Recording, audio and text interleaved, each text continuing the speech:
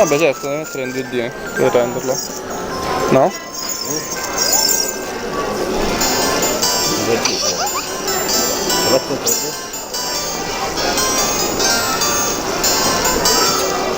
In 3D poteva sistemare la vista, se no esci.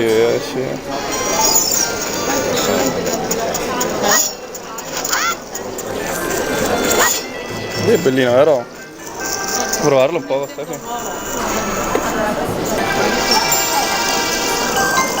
Bellino, vero? Ma questo è cosa?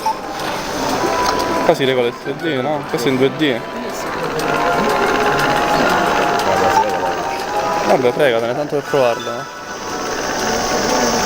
Così è troppo, ti spacca la vista. Però, facciamo così. Così è bellino. No?